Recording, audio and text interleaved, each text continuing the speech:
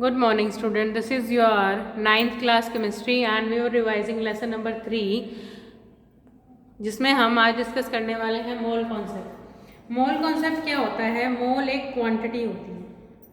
जैसे for example 1 dozen बनाना है, 1 dozen अगर बनाना लेने हैं आपको तो कितने बनाना आते हैं? उसमें 12 बनाना आते हैं। अगर आपने 1 kg अनियन लेने हैं तो वो आपको मेजर करके देगी, एक पर्टिकुलर यूनिट की इतने 1 kg हैं तो आपको मिल जाएंगे। ठीक है, इस तरह से 12 बनाना 1 डजन में आते हैं और इस तरह से एक पर्टिकुलर क्वांटिटी होती है। मोल भी क्या है? एक क्वांटिटी है जिसमें कितने पार्टिकल प्रेजेंट होते हैं 1 मोल में। 1 मोल क्या रिप्रेजेंट करता है? 1 मोल रिप्रेजेंट करता है 6.022 इंटू 10⁻³ पार्टिकल्स। एटम्स, मॉलिक्यूल्स, ठीक है, 23 एटम्स, मॉलिक्यूल्स और पार्टिकल्स एक मोल में प्रेजेंट होते हैं। ठीक है, तो 1 मोल हमेशा और 1 मोल किसके इक्वल होता है? ग्राम एटॉमिक मास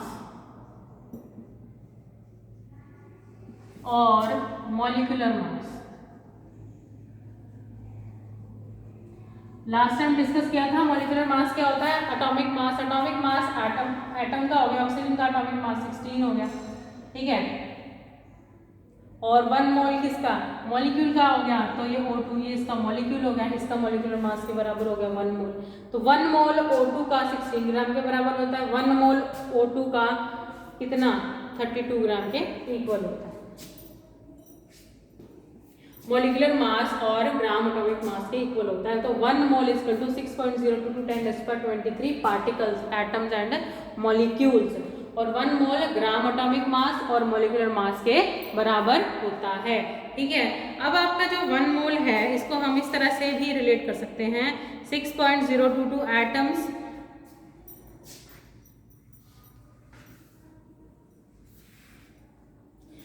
पार्टिकल्स और मॉलिक्यूल्स, एक क्वांटिटी ले ली जैसे हमने, तो ये किसके बराबर होगी? 1 मोल के। ये किसके बराबर होगी? 1 मोल एटम्स के, 1 मोल ऑफ एटम्स और ग्राम एटॉमिक मास किसके बराबर होगी? ग्राम एटॉमिक मास के बराबर होगी। ठीक है, और इसी तरह से अगर हम लें कि कार्बन के ले लें तो कार्बन के क्या हो जाएगा? कार्बन का 1 mole of carbon, 1 mole of carbon किसके बराबर होगा? कितने पार्टिकल कार्बन के? 6.022 इंटू 10⁻23 पार्टिकल्स, और एटम्स भी कह सकते हो, और मॉलिक्यूल तो नहीं कहोगे क्योंकि एटम्स हैं, इसको एटम्स कहेंगे ऑफ कार्बन। ठीक है, और कितना है इसका atomic mass? 12 gram of carbon. तो 12 ग्राम ऑफ कार्बन किसके बराबर है? 1 मोल के और इतने नंबर ऑफ एटम्स के। ठीक है, कार्बन के। उसके बाद अगर इसको ही हम दूसरे फॉर्म में लिखना चाहें तो हाइड्रोजन एटम का ले लो। ठीक है, हाइड्रोजन एटम का ले लो। 1 mole of hydrogen, 1 mole of hydrogen is equal to 6.022 into 10⁻23 atoms of hydrogen आ जाएगा। यहाँ बस हाइड्रोजन चेंज करना है, बाकी सेम।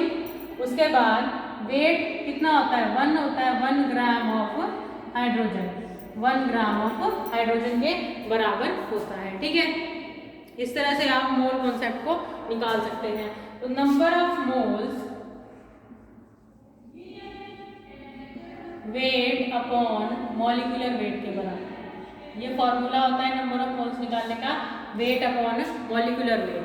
और अगर नंबर ऑफ पार्टिकल्स निकालने हैं, नंबर ऑफ पार्टिकल्स निकालने हैं, तो same formula, weight upon molecular weight, उसको हम मल्टीप्लाई कर देंगे n नोट। n नोट क्या है आपका? एवोगैड्रो नंबर, एवोगैड्रो नंबर क्या है आपका? Avogadro number. ये है आपका मोल कॉन्सेप्ट। तो 1 mole of element is equal to gram atomic mass of any element. ठीक है, जैसे फॉर एग्जांपल आपसे पूछा जाए कि आपको निकालना है ornament of silver contain 20 gram of silver.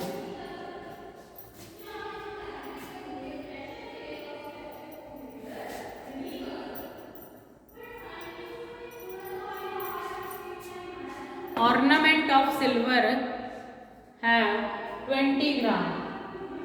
20 gram of silver आपको दिया गया है, इसमें निकालना है आपको कितने number of moles present. Moles calculate करना है। सपोज इसमें 20 ग्राम ऑफ सिल्वर दिया हुआ।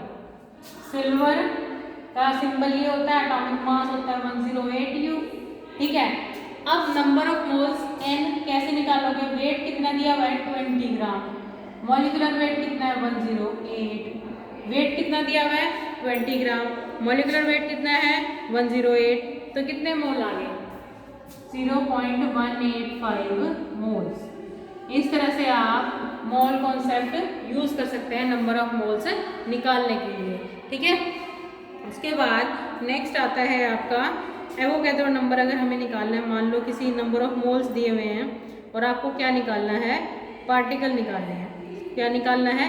पार्टिकल निकालने। इसी का ले लो, जैसे 20 ग्राम ऑफ सिल्वर में नंबर ऑफ मोल्स निकालने थे, अगर आपको निकालना है नंबर ऑफ पार्टिकल्स, कितने पार्टिकल्स प्रेजेंट हैं, ठीक है, सिल्वर के उसके अंदर, या कितने एटम प्रेजेंट है सिल्वर के उसके अंदर, तो क्या करोगे, क्या करना है इसको पार्टिकल्स निकालने के लिए, weight upon molecular weight into Avogadro number से मल्टीप्लाई करेंगे। नंबर ऑफ पार्टिकल्स अगर आपको निकालने हैं तो क्या करोगे आप, वेट अपॉन मॉलिक्यूलर वेट को नंबर ऑफ मॉलिक्यूल से डिवाइड कर दोगे।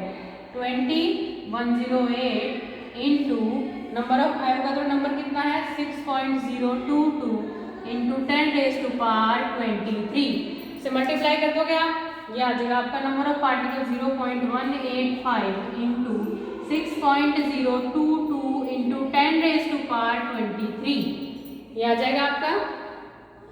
तो इस तरह से आप number of particle, number of moles निकाल सकते हैं। तो वेट से नंबर ऑफ मोल्स निकाल सकते हैं, नंबर ऑफ मोल से वेट निकाल सकते हैं। इस तरह से आप मोल कॉन्सेप्ट को यूज कर सकते हैं। क्या था मोल कॉन्सेप्ट?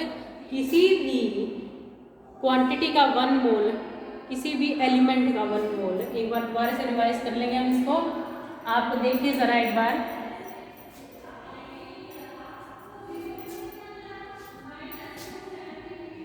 मोल किसी भी 1 एटम, किसी भी एटम, किसी भी मॉलिक्यूल, ठीक है, मॉलिक्यूल यानी कि एलिमेंट, कंपाउंड, कुछ भी हो सकता है, उसका 1 मोल हमेशा उसके एटॉमिक मास, एटम का तो एटॉमिक मास हो जाएगा, मॉलिक्यूल का मॉलिक्यूलर मास के बराबर हो जाएगा।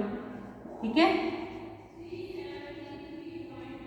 और ये सारे के सारे किसके बराबर हो जाएंगे, एवोगैड्रो नंबर। ठीक है, particles, atoms,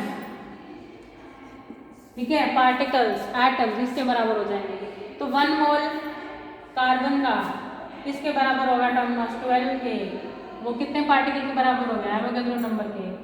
1 mole carbon dioxide का कितने, इसका एटॉमिक मास कितना होगा 12, 32 और 44 ग्राम, और पार्टिकल उतने ही 6.02 10⁻23।